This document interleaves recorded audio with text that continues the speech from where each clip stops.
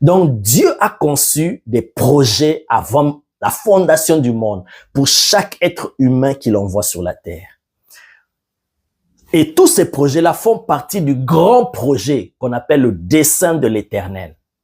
Et tout cela contribue à la réalisation du grand projet, du grand dessein de l'Éternel. Chaque individu ayant un rôle à jouer dans le plan global de Dieu, mais dans son rôle particulier, chaque individu, les projets que Dieu a conçus pour lui, ce sont des projets de paix et non de malheur. Et ce sont des projets qui prépare, qui annonce et qui montre un avenir glorieux. Alléluia. Oh my God. Voilà pourquoi, lorsque, ok. Et ces projets que Dieu a conçus pour l'homme, nous connaissons l'histoire quand Adam est venu et le diable jaloux de tout ce que Dieu a donné à l'homme comme honneur, comme gloire, il a fait tomber et l'homme a été déconnecté de Dieu et c'est comme ça que la souffrance est entrée. Donc, j'ai ouvert juste cette parenthèse pour que nous puissions bien comprendre le fil d'idées que le Seigneur veut que nous puissions développer.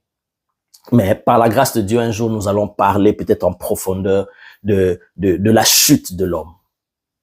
Alors, l'homme a été déconnecté de Dieu et c'est comme ça que les malheurs sont entrés dans le monde. Tout cela ne vient pas des projets de Dieu.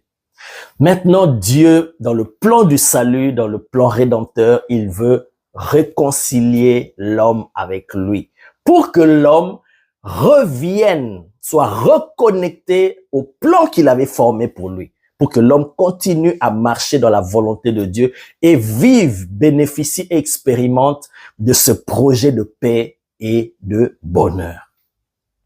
Alors, voici ce que l'Éternel fait. Parce que l'homme est ignorant de ses projets, suite au péché, depuis la chute d'Adam, tous les hommes qui viennent, ils naissent dans le péché. Donc, l'homme est déconnecté de Dieu directement avec cette nature pécheresse. Il n'est plus conscient des réalités spirituelles, des projets de Dieu. Maintenant, l'homme, pour qu'il soit reconnecté avec Dieu et qu'il bénéficie de ses projets de paix, il doit passer par le salut en Jésus-Christ. Alors, dès que l'homme est sauvé en recevant Jésus-Christ comme Seigneur et Sauveur, l'homme est reconnecté avec Dieu. Dès ce moment, dès lors, sache que tu es rebranché à ces projets-là de paix et de bonheur que Dieu avait formés pour toi, qui n'étaient pas complètement annulés à cause du péché. Non, c'était là. Mais l'homme ne pouvait plus bénéficier de cela. Mais en se reconnectant avec Dieu au travers du salut en Jésus-Christ, l'homme maintenant peut vivre de ces projets-là, peut vivre et bénéficier de ces projets-là. Maintenant, qu'est-ce qui se passe? Dès que l'homme est reconnecté avec Dieu, Dieu vient relancer, réactiver ses projets de paix et de bonheur qu'il avait formé pour l'homme, pour chaque individu. Et maintenant, dès que tu es sauvé, le Seigneur, il vient se révéler à toi pour te montrer, pour te révéler ses projets de paix et de bonheur qu'il avait formés pour toi. Et pourquoi? C'est dans quel but il fait ça? C'est pour te propulser et te montrer déjà que tu puisses percevoir l'avenir qu'il a tracé pour toi. Voilà pourquoi il est dit, il a formé des projets de paix et non de malheur afin de nous donner un avenir et de l'espérance. Donc, dès l'instant que nous recevons Jésus, le Seigneur, il vient nous révéler de plusieurs manières. Il vient par la prophétie, par les visions, par les songes, par plusieurs manières. Il vient nous révéler ce à quoi il nous a appelés, ce qu'il attend de nous, ce qu'il attend de toi, ce qu'il attend de moi. Il vient révéler cela. Ces projets-là de paix et de bonheur, il vient te révéler cela pour te donner cet avenir-là, te projeter dans l'avenir. Et ça va créer en toi, ça va faire naître en toi de l'espérance.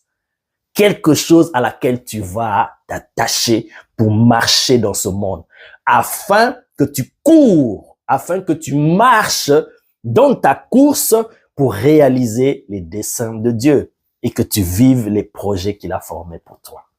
Alors nous comprenons mieux ce verset. Ces projets-là, Dieu viendra nous les révéler. Il viendra nous révéler cela afin que nous puissions être propulsés déjà dans l'avenir. Ça veut dire, Dieu viendra te montrer ce qu'il veut faire de toi dans les temps à venir. Ce qu'il a déjà conçu pour toi. Là où il t'attend, il vient te révéler cela. Voilà pourquoi tu vas voir par exemple à Abraham. Il vient se révéler à Abraham. Il vient dire à Abraham, voici les projets de paix et de bonheur que j'avais conçus pour toi. Voici, je te montre. Et ces projets-là le projettent dans l'avenir.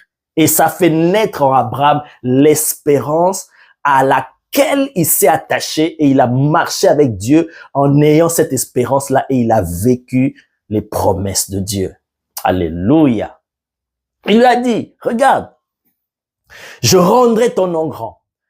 Je te bénirai, je ferai de toi une source des nations. Tout cela, vous voyez, je ferai, c'est le futur, c'est l'avenir.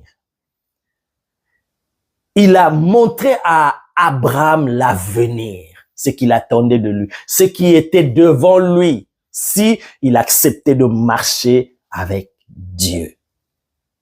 Et ça fait naître l'espérance. Dieu l'a fait avec Moïse.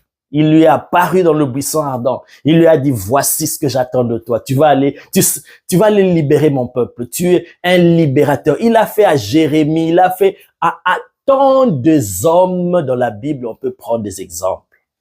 Et je crois que à toi aussi, le Seigneur t'a déjà révélé.